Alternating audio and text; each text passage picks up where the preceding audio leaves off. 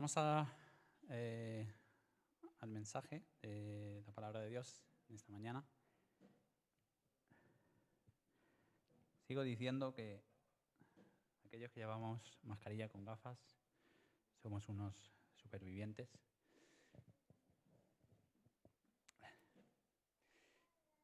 Bueno, la semana pasada empecé a compartiros un mensaje que titulé El puzzle y la clochina. Y no sé qué pensáis de mí por ponerle ese título, pero bueno, vimos la primera parte, que fuera del puzzle, y vimos cómo en Mateo 5, capítulos del 17 al 20, Jesús dice que Él no vino para abrogar, para destruir, para tirar abajo, para derribar la ley, sino para cumplirla. Y vimos cómo cumplirla ahí significaba completarla, llenarla de verdadero significado. Y vimos, por eso se titulaba esa parte del puzzle, que Jesús es como esa pieza del puzzle del Antiguo Testamento, sin la cual no podemos entender el Antiguo Testamento, y Él es la pieza que completa y que le da sentido a ese puzzle. Por cierto, a propósito del puzzle que os dije de Dani y Carol, me dijo Dani que no les habían llegado todas las piezas y que tuvieron que hacerles un segundo puzzle, que ese sí lo tienen completo, ¿vale? Así que para que sepáis cómo quedó la historia. Bien, hoy vamos a ver la segunda parte, que he titulado La clochina. Y como me dijeron algunos la semana pasada, y sí, lo he comprobado, que no es temporada de clochina, pues seguramente no habréis podido comer clochinas esta semana. Pero bueno, creo que todos las hay. No sé, yo no lo he comprobado, pero bueno, para los que no sepáis lo que es la clochina, pues es un mejillón típico valenciano, ¿vale? De aquí. Si os hacéis una idea de lo que es un mejillón, pues bueno, la clochina es un mejillón, ¿vale? Y nos vamos a centrar en los dos últimos versículos que leímos la semana pasada. Perdón. De vez en cuando parece que suena por ahí un moscardón. Los dos últimos versículos, el 19 y el 20 del capítulo 5 de Mateo. Lo voy a leer en la versión de 2020 para que pues vayamos acostumbrando. Sigue siendo una versión Reina Valera, pero con el lenguaje de 2020. Dicen esos versículos: de manera que cualquiera que quebrante uno de estos mandamientos, aunque sea muy pequeño, y así lo enseñe a los demás, muy pequeño será considerado en el reino de los cielos. Pero aquel que los cumpla y los enseñe será considerado grande en el reino de los cielos. Por tanto, os digo que si vuestra justicia no es mayor que la de los escribas y fariseos, no entraréis en el reino de los cielos. Señor, guíanos ahora en el estudio, en este mensaje de tu palabra, para que podamos ser cada día más parecidos a Jesucristo. Y que lo que tú expresaste y dejaste escrito en las Escrituras, Señor, lo podamos poner por obra en nuestra vida, podamos reflejarte a ti y ser, como también dijiste en este mensaje del Sermón del Monte, ser esa luz que alumbre en la oscuridad y esa sal de la tierra. Señor, te damos gracias y bendecimos tu santo nombre. Amén. Bueno, voy a empezar con el versículo 20, que hace referencia a los escribas y los fariseos.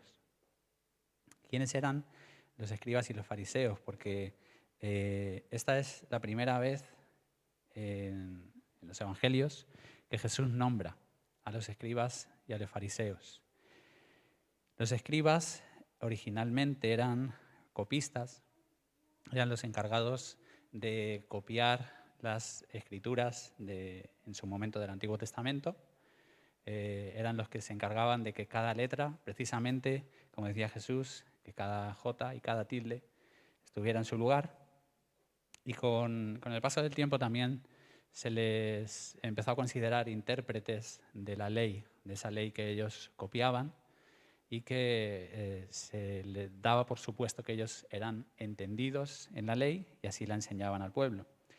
Tenemos un ejemplo de escriba en el sentido positivo del escriba, que es Esdras. En el Antiguo Testamento, el libro de Esdras, nos dice que este Esdras subió de Babilonia. Era escriba diligente en la ley de Moisés, que el Señor Dios de Israel había dado, y le concedió el rey todo lo que pidió, etcétera, etcétera. Así que Esdras es un ejemplo, y si leéis el libro de Esdras, pues es un ejemplo de lo que hacía un escriba, ¿vale? Por otra parte, los fariseos eran una secta. Cuando decimos secta, pues nos suena mal, pero una secta es un grupo específico de una religión, y en este caso era una secta judía.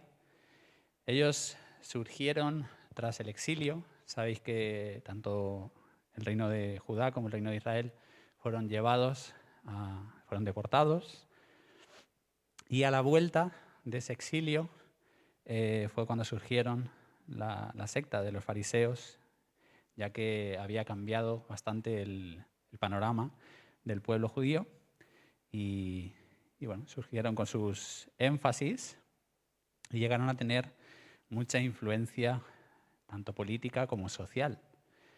De hecho, tanto los escribas como los fariseos representaban la cima de la justicia, la cima de lo que se podía considerar una persona religiosa, una persona piadosa.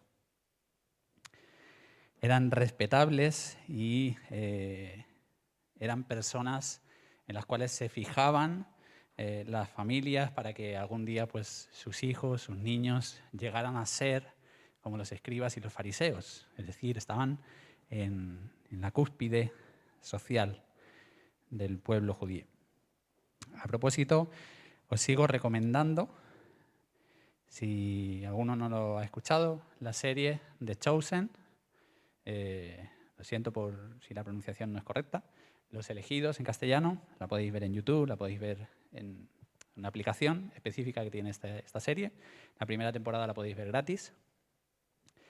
Y en esa serie pues entramos un poco más, o se deja ver un poco más acerca de las personas que hay detrás, o que podía haber detrás de los personajes que nosotros encontramos en la Biblia. Y en esa serie encontramos también a Nicodemo como fariseo, y bueno, se deja ver ese respeto que se les tenía hacia a los fariseos y también a los escribas. Así que esa afirmación que hace Jesús en el versículo 20, si vuestra justicia no es mayor que la de los escribas y fariseos, no entraréis en el reino de los cielos. Imaginaos cómo tuvo que caerle eso a la gente que estaba escuchando a Jesús. Si vuestra justicia, además dice en el texto original, en el texto en griego, dice: si vuestra justicia no fuera mucho mayor, si vuestra justicia no es muy superior a la de los escribas y fariseos, no podéis entrar en el reino de los cielos. Lo que está diciendo indirectamente Jesús en ese versículo es que los escribas y los fariseos, con su justicia, están quedando fuera del reino de los cielos. Así que aquellas personas que estaban escuchando a Jesús probablemente se preguntaron: si los escribas y los fariseos, con todo lo que son, quedan fuera del reino de los cielos, ¿quién entonces podrá entrar en el reino de los cielos? Es como si hicieran una prueba para entrar a jugar en el Barça, en el Barcelona, y te dijeran: si no juegas mucho mejor que Messi, no puedes entrar. Pues entonces, ¿quién? ¿No? Eso fue un poco la sensación que debió darles a la gente. Así que se presentaban dos opciones. O bien, en el reino de los cielos no podía entrar nadie, porque si los escribas y los fariseos no entraba nadie. O bien, la justicia de los escribas y de los fariseos no era la que Dios estaba buscando y estaba esperando. Hay un paralelismo entre los versículos 19 y 20, ya que el versículo 20 hace referencia a los escribas y a los fariseos, y el versículo 19 habla de aquellos que quebrantan la ley y enseñan a otros a quebrantar aún esos mandamientos muy pequeños. Así que ese paralelismo está claro. ¿Quiénes son los que están quebrantando la ley y están enseñando así a otros Esos son los escribas y los fariseos, lo que está diciendo Jesús. ¿Cómo la quebrantaban los escribas y los fariseos? ¿Cómo quebrantaban esa ley de Dios? Y estuvimos viendo la semana pasada algo acerca de esa discusión sobre si Jesús cumplió o no cumplió la ley, y vimos cómo Jesús le dio el verdadero significado a la ley. Los fariseos tenían una religión externa, una religión formal, una religión de formas, de ritos. Tenían también una religión que buscaba la honra de los hombres, de las personas. Y así lo dijo Jesús también en el Sermón del Monte, en el capítulo 6, dice: cuando pues des limosna no hagas tocar trompeta delante de ti, como hacen los hipócritas en las sinagogas y en las calles, para ser alabados por los hombres. De cierto os digo que ya tienen su recompensa. Los fariseos, aparte de tener una religión externa, una religión formal, tenían también la necesidad, con eso que hacían, de buscar la honra de las personas. Por eso hacían las cosas para ser vistos por los demás. Tenían también superioridad o se consideraban superiores moralmente a los demás, los fariseos y los escribas. En la parábola del fariseo y del publicano, Jesús dijo que el fariseo puesto en pie oraba consigo mismo de esta manera: Dios, te doy gracias porque no soy como los otros hombres, ladrones, injustos, adúlteros, ni aun como este publicano, o ese publicano que había a su lado. Así que los fariseos se consideraban a sí mismos justos y se consideraban a sí mismos la cima de la justicia, de la religión. Y además los escribas y los fariseos se guiaban, y vimos algo acerca de esto la semana pasada, se guiaban por las tradiciones humanas. No tanto por la ley, sino como por la tradición de la interpretación que se había hecho acerca de la ley. Y así le dijo también Jesús en el Evangelio de Mateo, en el capítulo 15, le está haciendo referencia a algo que están haciendo los fariseos y les dice: así habéis invalidado el mandamiento de Dios por vuestra tradición. Es decir, llevaron tan lejos su interpretación de la ley y su tradición de cómo debía hacerse esa interpretación de la ley, que acabaron contradiciendo el espíritu de la ley. Eran considerados muy grandes socialmente hablando, los escribas y los fariseos, pero en el reino de Dios, dice Jesús, que eran muy pequeños.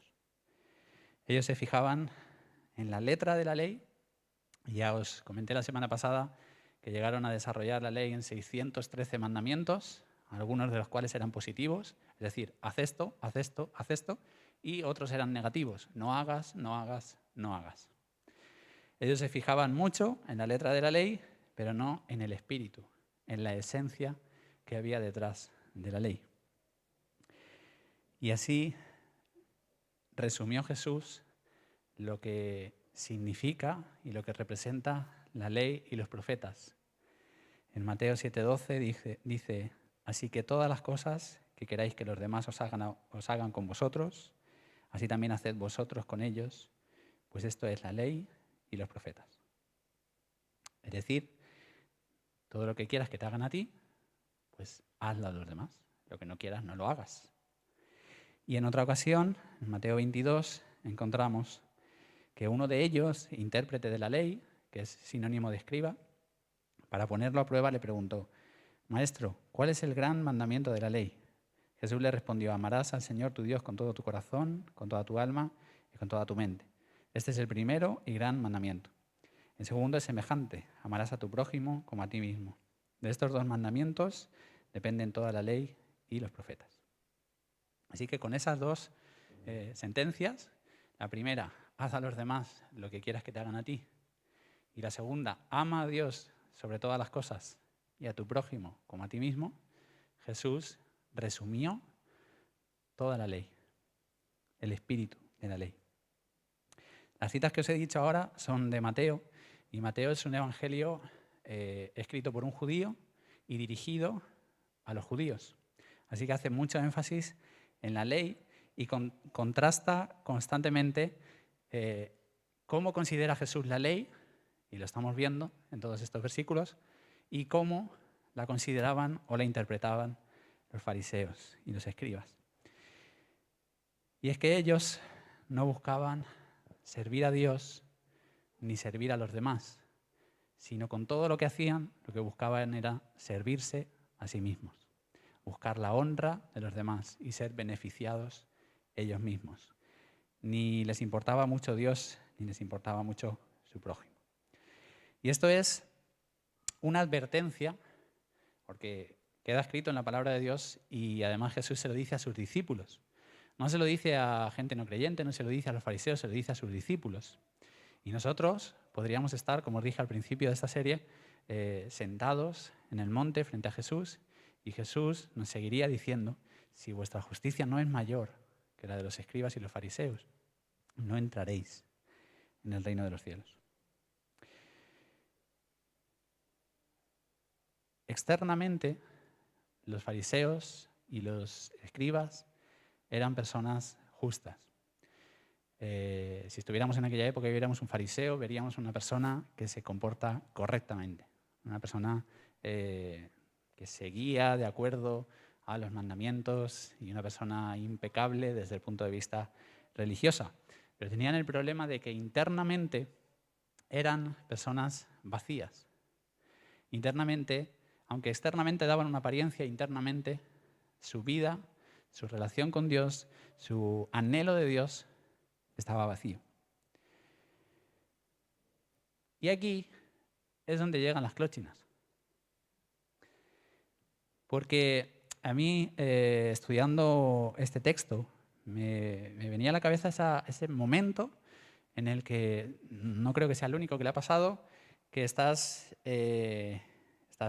delante de una olla de clóchinas o de un plato de clóchinas y coges una que tiene muy buen aspecto, tal, y cuando la vas a abrir, no hay nada dentro. Y es frustrante, ¿no? Porque la coges y no hay nada dentro. Y externamente parece que sí, parece que puede haber algo, parece que puede estar bueno, pero no sirve para nada. ¿Y qué haces con esa cáscara que no tiene nada dentro? La tiras. Pues eso es lo que les pasaba a los fariseos y a los escribas. Externamente todo era muy bonito, todo era muy apetecible, todo era muy envidiable, pero internamente Dios, que veía el corazón de los fariseos y de los escribas y que sigue viendo nuestro corazón hoy en día, si internamente no tenemos nada, no valemos nada. Y por eso dice los escribas y los fariseos: si vuestra justicia no es mayor que la de ellos, no entraréis en el reino de los cielos. ¿Vale? Es un peligro para nosotros también que nuestra vida se convierta en algo meramente externo.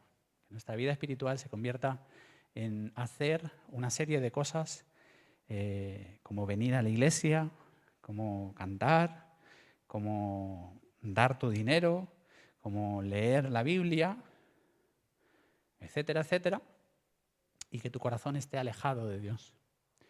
Porque puedes hacer toda esa serie de cosas sin tener la más mínima relación con Dios.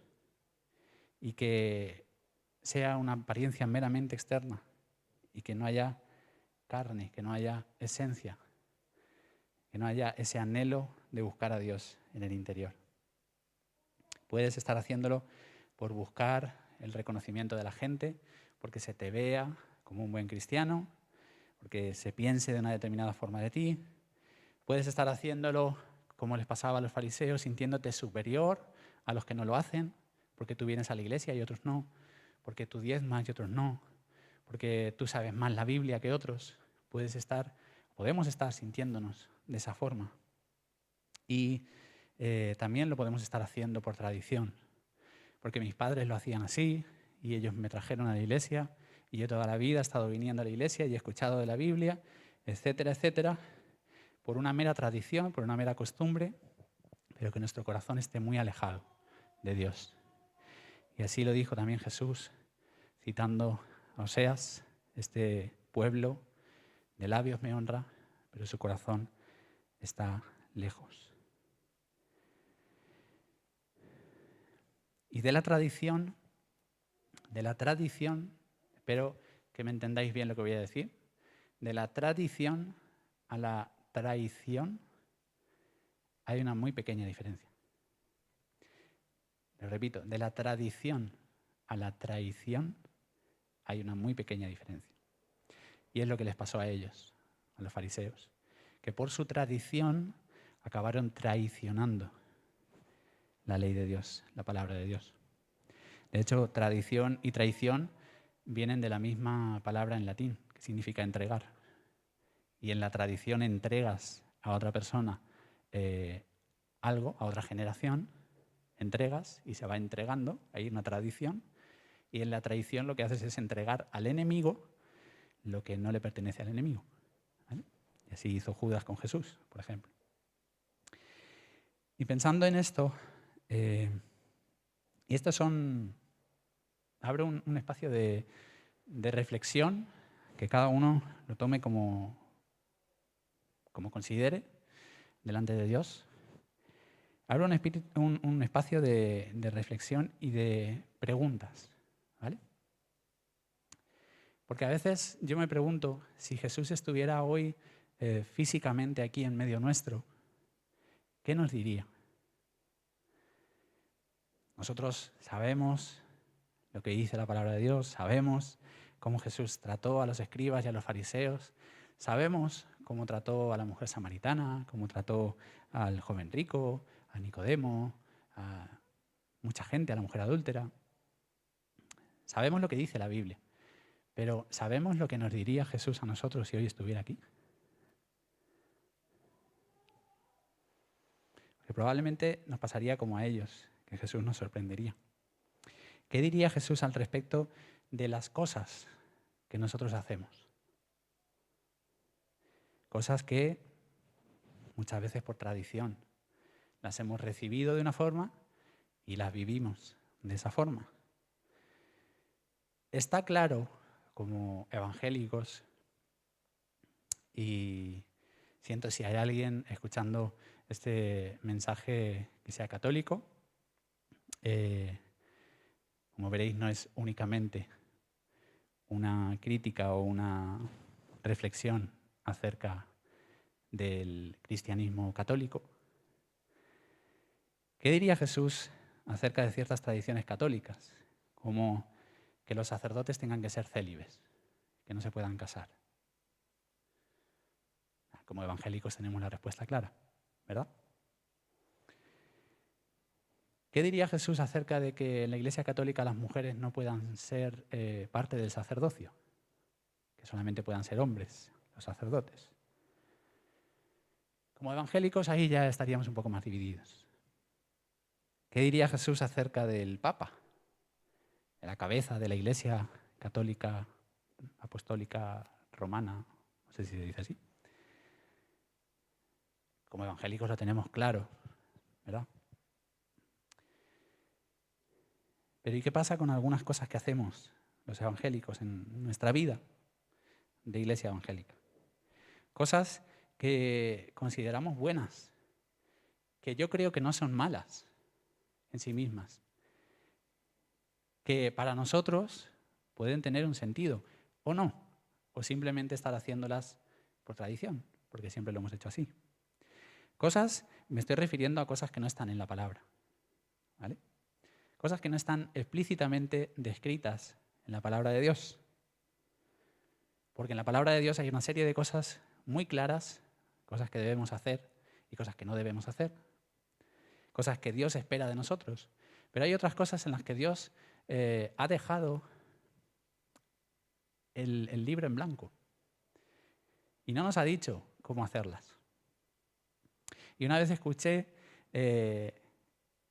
algo que me llamó la atención y se me quedó grabado, y es que Jesús les dice a sus discípulos justo antes de ascender a los cielos: por tanto, id y haced discípulos a todas las naciones, bautizándolos en el nombre del Padre, del Hijo y del Espíritu Santo, y yo estoy con vosotros todos los días hasta el fin del mundo. Ya está. ¿Cómo lo hacemos? No dijo nada. ¿Cómo los bautizamos? No dijo nada. ¿Cómo nos reunimos? ¿Cómo hacemos el culto? ¿Cómo? No dijo nada. Y ahí es donde podemos estar en un terreno peligroso.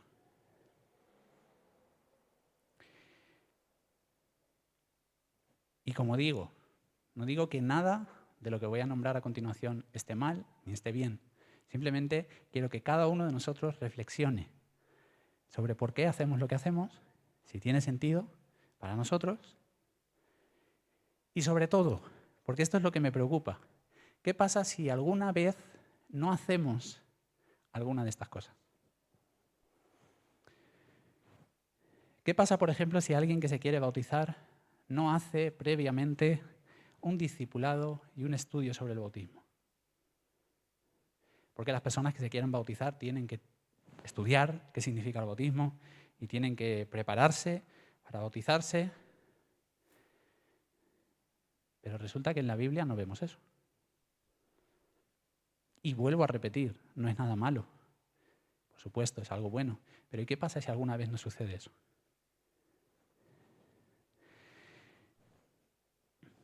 Acerca de la Santa Cena.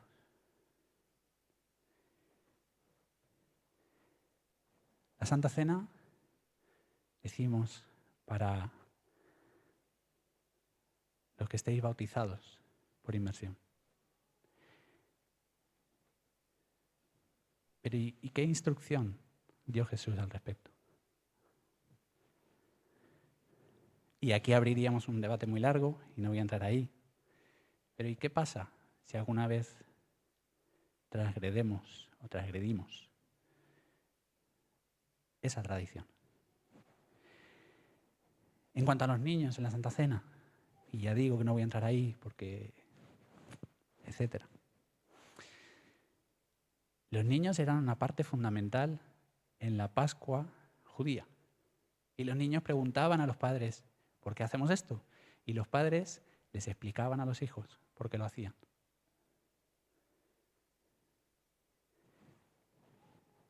Nosotros hemos decidido excluir a los niños en la Santa Cena.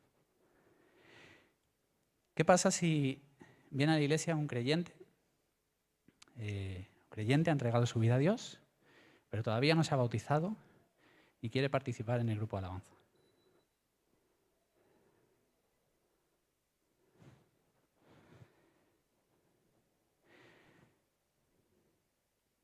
Porque al final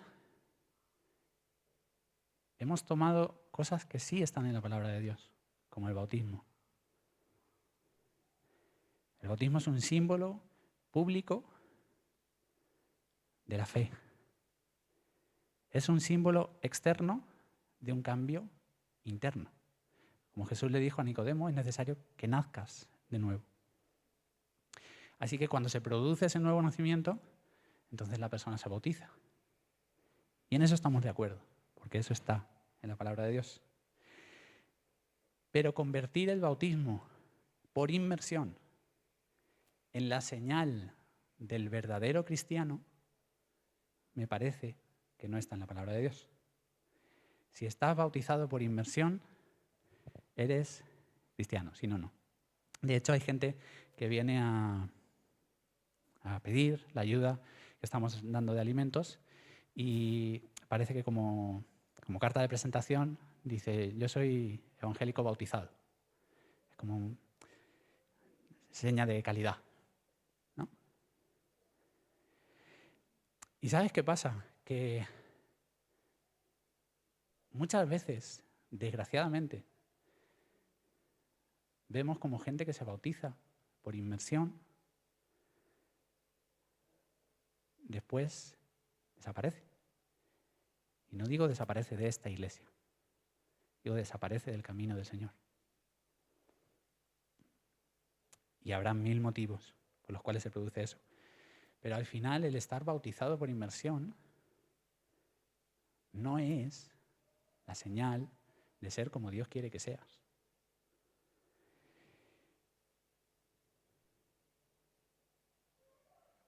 A veces hay personas que están bautizadas por inmersión y podríamos ser cualquiera de nosotros y somos como una clochina vacía, como una cáscara que no tiene nada dentro.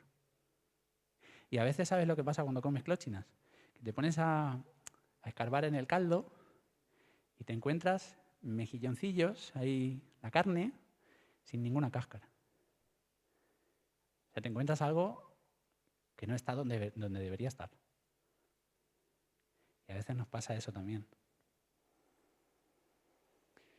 ¿Estoy diciendo que el bautismo sea innecesario? No, en absoluto. Sigo diciendo que cuando uno nace de nuevo y se convierte, el bautismo es una demostración pública, es una señal pública de ese cambio, de esa fe. Estoy diciendo que podemos estar tomando tradiciones evangélicas y bautistas y elevarlas a la categoría de ley de Dios. Estoy diciendo que podemos tomar algo que Dios, que Jesús ordenó, porque Jesús lo ordenó, el bautismo, pero podemos estar haciendo del bautismo la clave del cristianismo.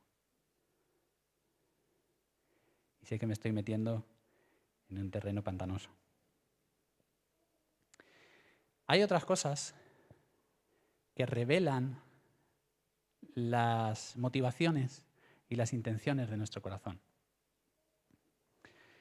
Por ejemplo, y hablo de otro tema espinoso y no voy a abrir ningún debate aquí.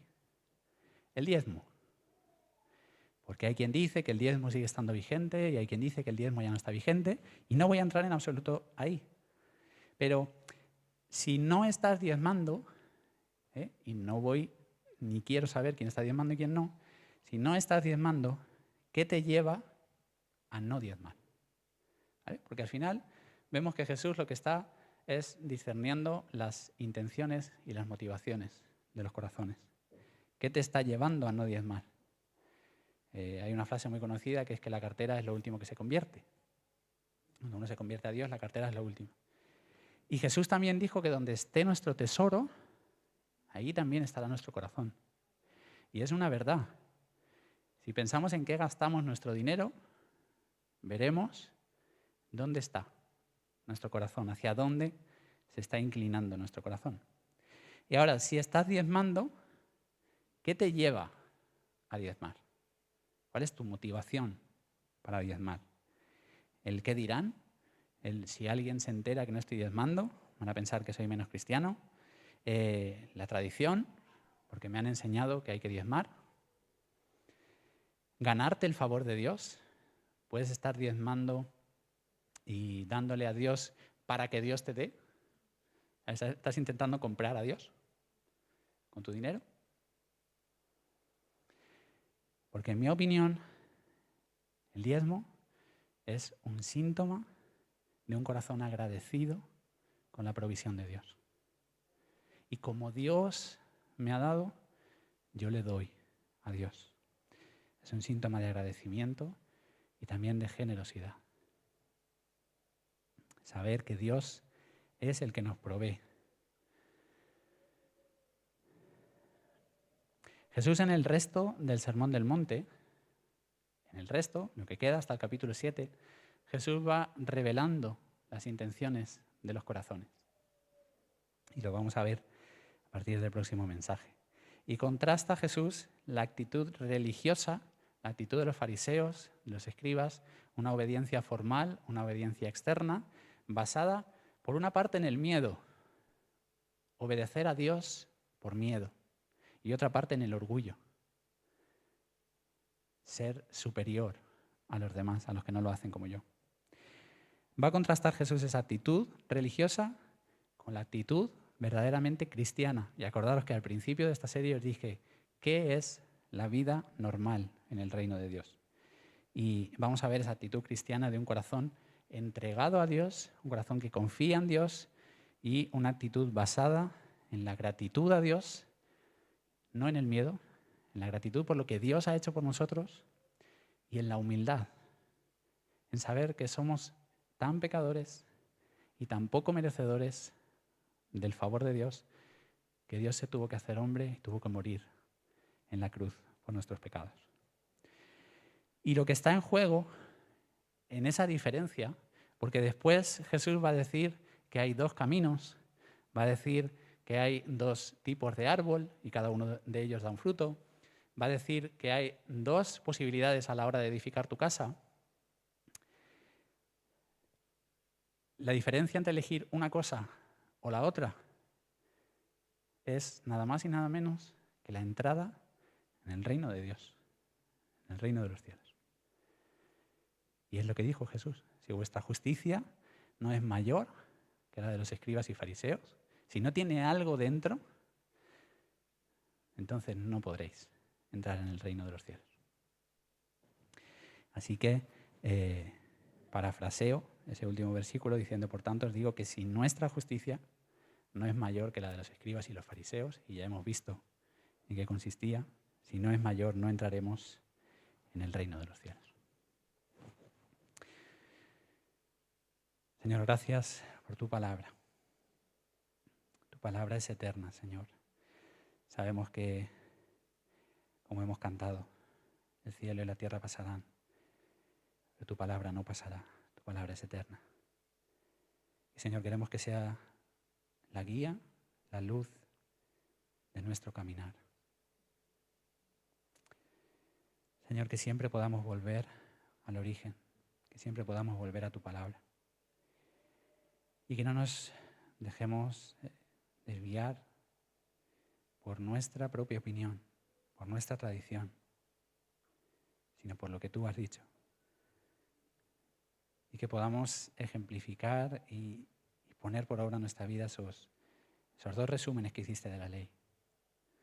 Hacer a otros como queremos que nos traten a nosotros y amarte a ti sobre todas las cosas y a nuestro prójimo como a nosotros mismos. Señor, bendice a cada uno de mis hermanos. Bendíceles en esta semana, en este tiempo difícil que estamos viviendo. Que tú seas su sustento físico, su sustento anímico, su sustento espiritual. Señor, que puedas fortalecer cada uno de sus corazones, darles esa paz y esa seguridad que solamente podemos encontrar en ti. Como decía Ruama al principio, Señor, aunque se desate la tormenta, aunque estemos en medio de una tormenta, tú estás con nosotros. Y eso es lo único que importa. Señor, ayúdanos a recordarlo. Amén. Bueno, pues